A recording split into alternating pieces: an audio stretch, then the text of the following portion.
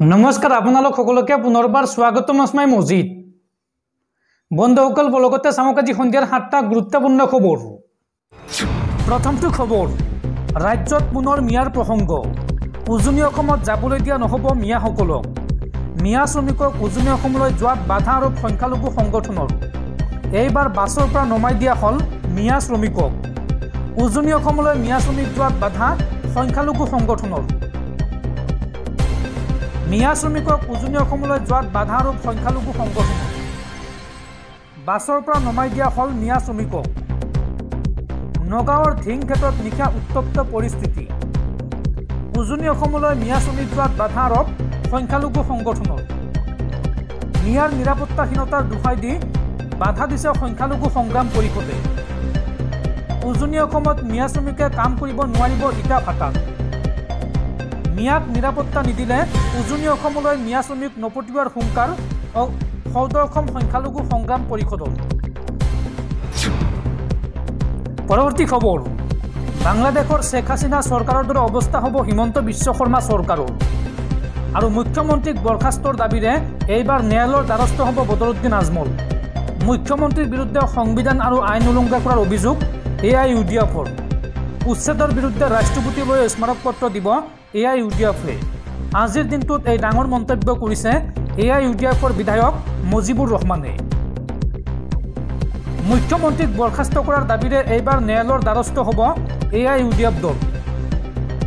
মুখ্যমন্ত্ৰীৰ বিৰুদ্ধে সংবিধান আৰু আইন উলংঘা কৰাৰ অভিযোগ উত্থাপন কৰিছে AIUDF দলে।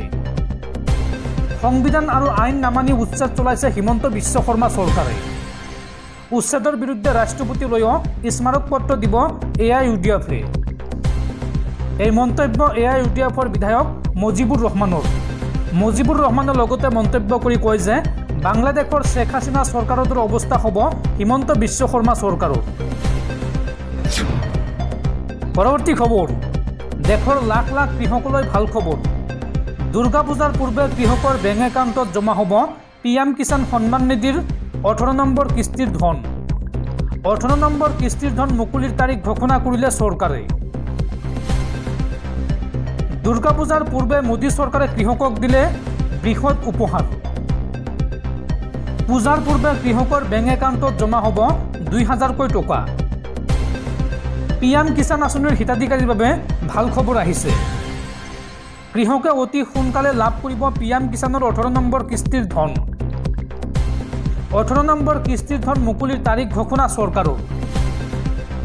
অহা 5 অক্টোবৰত প্ৰধানমন্ত্ৰী কিষাণ সন্মান নিধিৰ 18 নম্বৰ কিস্তিৰ ধন পাব কৃষকসকলে।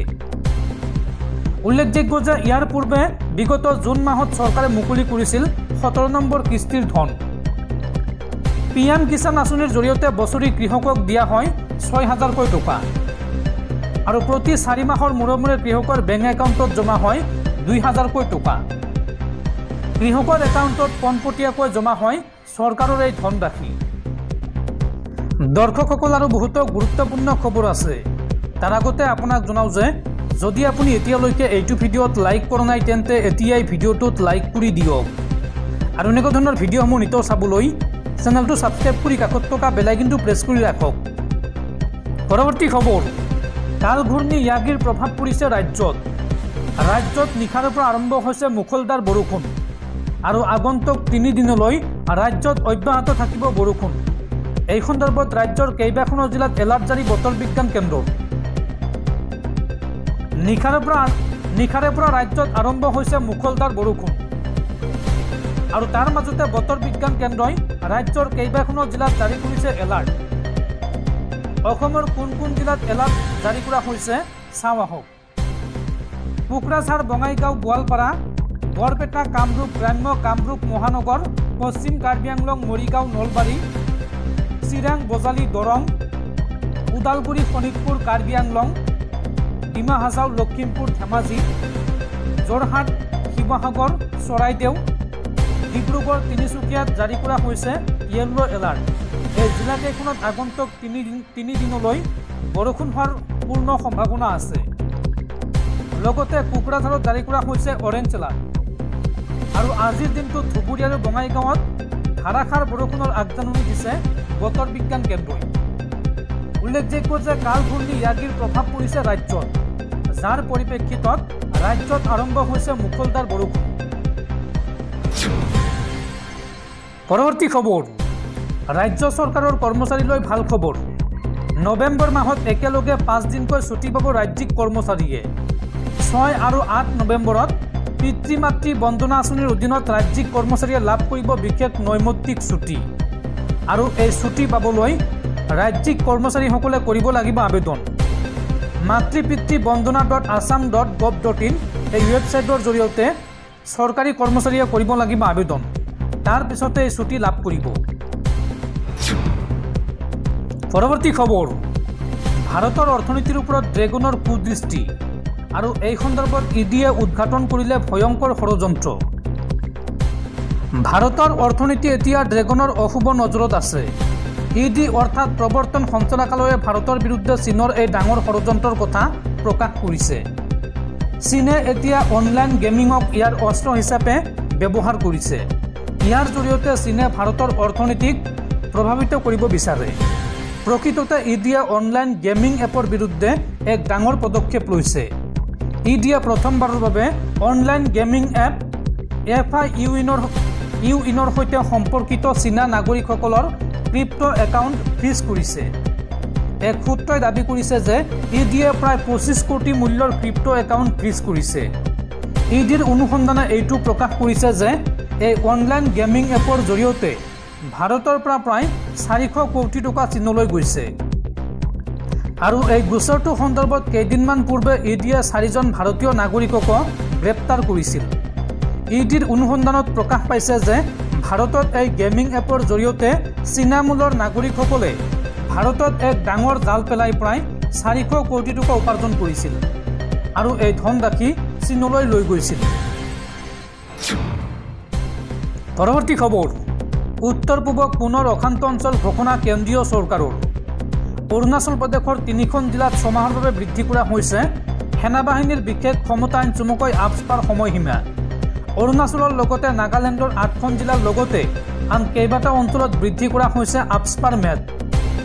অৰুণাচল প্ৰদেশৰ তিৰাপ, চাংলাং আৰু লংডিং জিলা, লগতে নাগালেণ্ডৰ ডিমাপুৰ, নিউলেণ্ড, চুমুকেডিয়া, মন কিফিৰে, নকলাক, ভেক আৰু পেৰেন জিলাত আপস্পাৰ মেদ বৃদ্ধি কৰা হৈছে। অৰ্থাৎ এইকেইখন জিলাক পুনৰ অশান্ত অঞ্চল ঘোষণা কৰিছে কেন্দ্ৰীয় চৰকাৰে। আৰু এই জিলাসমূহত বা এই ঠাইসমূহত সশস্ত্ৰ বাহিনীৰ বিশেষ ক্ষমতা আইন চমুকৈ আপস্পা আগন্তুক ছমাহলৈ বলবৎ হৈ থাকিব। পৰৱৰ্তী খবৰ, অসমবাসীয়ে লাভ কৰিব বিনামূলীয়া বিদ্যুৎ আৰু বিনামূলীয়া বিদ্যুতক লৈ মুখ্যমন্ত্ৰী হিমন্ত বিশ্ব শৰ্মাৰ বৃহৎ ঘোষণা। বিনামূলীয়া বিদ্যুতক লৈ মুখ্যমন্ত্ৰী হিমন্ত বিশ্ব শৰ্মাৰ বৃহৎ ঘোষণা। বিনামূলীয়া বিদ্যুৎ পোৱাৰ লগতে বিদ্যুৎ বিক্ৰী কৰি ঘটিব পাৰিব ধন। PM সূৰ্যকৰ আঁচনিৰ জৰিয়তে লাভ কৰিব এই সুবিধা। এই আঁচনিৰ বাবে ভাৰত চৰকাৰ আৰু অসম চৰকাৰে আপোনাক দিব ৰাজ সাহায্য। 1 কিলোৱাটৰ বাবে ভাৰত চৰকাৰে দিব 30,000 টকা আৰু অসম চৰকাৰে দিব 15,000 টকা। 2 কিলোৱাটৰ বাবে কেন্দ্ৰীয় চৰকাৰে দিব 60,000 টকা আৰু ৰাজ্য চৰকাৰে দিব 30,000 টকা। 3 কিলোৱাটৰ বাবে কেন্দ্ৰীয় চৰকাৰে দিব 78,000 টকা আৰু ৰাজ্য চৰকাৰে দিব 45,000 টকা। এই আঁচনিৰ জৰিয়তে ছলাৰ পেনেল স্থাপন হ'ব আপোনাৰ ঘৰত আৰু মাত্ৰ 5,000ৰ পৰা 27,000 টকা খৰচ হ'ব আপোনাৰ হাতৰ পৰা।